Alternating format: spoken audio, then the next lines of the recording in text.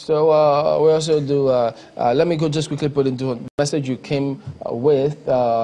Emmanuel from, he says it's from Shongotedo Aja. He says as at 10:45 a.m., voting was yet to commence.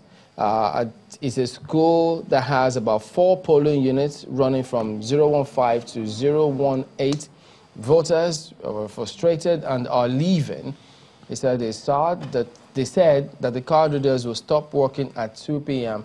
and that no one is exactly sure what will happen. But as the INEC has said, Mr. Gwande also reiterates that you don't need to be agitated or leave the place. Your time will come. Just hang on.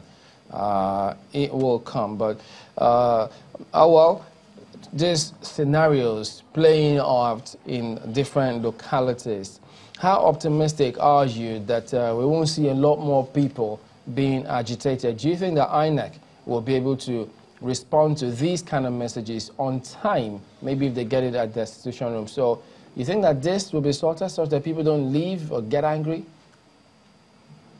Well, they have no option then to, as a matter of urgency, respond to some of these challenges, because if INEC really want to, satisfy Nigerians who had actually, prepared to come and do this election, and this kind of shortcomings are coming, they must fix it within the, reasonable time that would, allow voters to cast their vote. Otherwise, it will create a tension that we might, not be able to manage, because this election has been one election that Nigerians are determined to actually exercise their fundamental right. So INEC must do everything possible to fix, and address some of those shortcomings being noted now. And I am happy with the this live broadcast and with the, social media send information wherever there are some abnormalities. The INEC is also having a situation room. Civil society is having a situation room.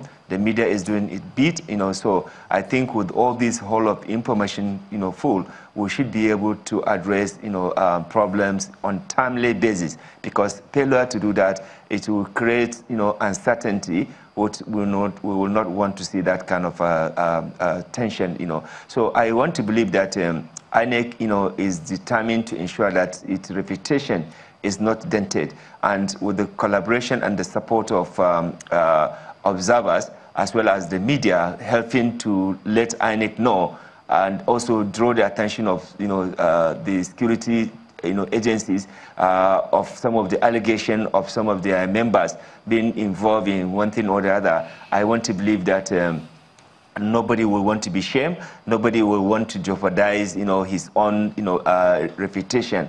Because if you don't really guide jealously your reputation, either as an electoral body, whether at the level of the security, institutions, I think that will really not go well, in the conduct of, what we all aspire to have, in this, 2019, peaceful election in Nigeria. So I want to believe that different stakeholders are alerting the relevant authorities to quickly move on to address some of the gaps, address if it is a late arrival of material, if it is the issues of, card reader not working, if it is the issues of also hearing that some of the election material being taken away, with the aid of some so-called, security agencies. I want to believe that, we are all out there to help to ensure that we have a smooth, credible, transparent, non-violent election. And this information is what will help to make sure that, Nigerians will be assured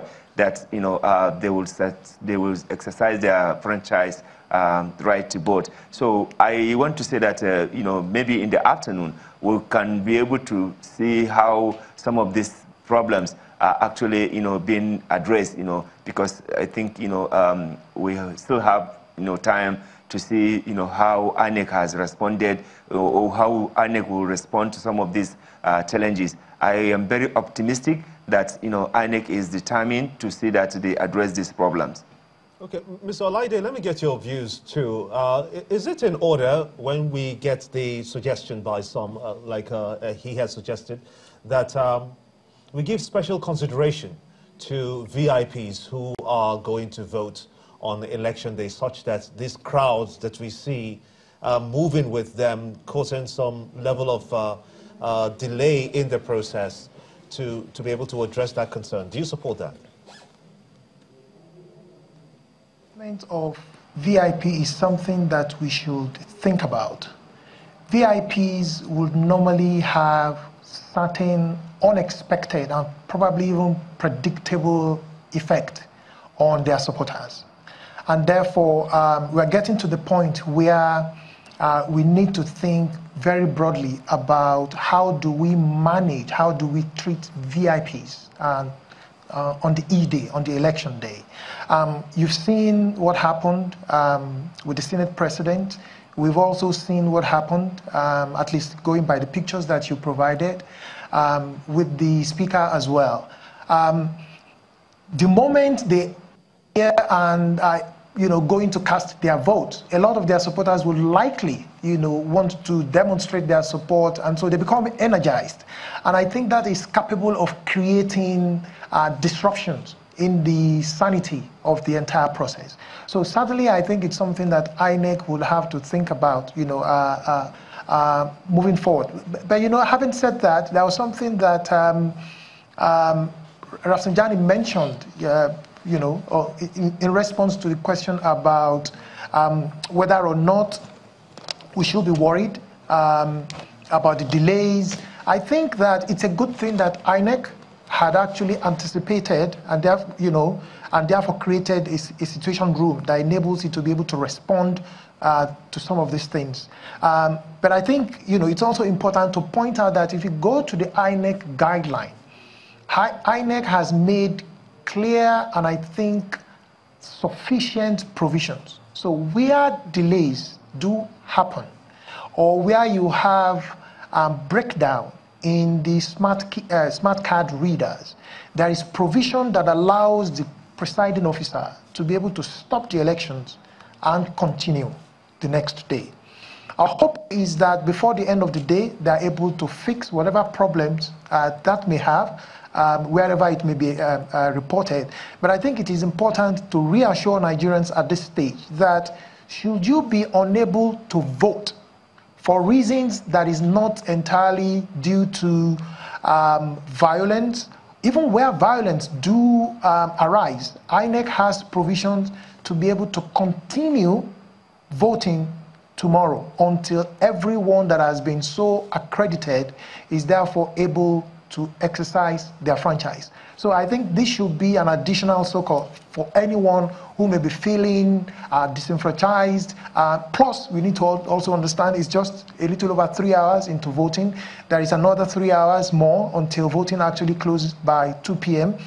We're hoping that with all of the social media feedbacks that is going back to INEC Situation Room will be picking up on this and therefore be able to deploy, rapid response to address this.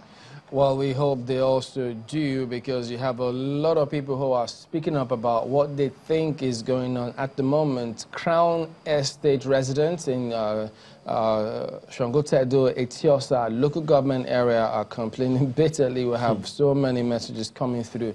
They say they've not been able to vote, but we'll come back and bring all of this to you and more. Mr. Gwadi, not to worry. We'll be back as well in a moment. Stay with us.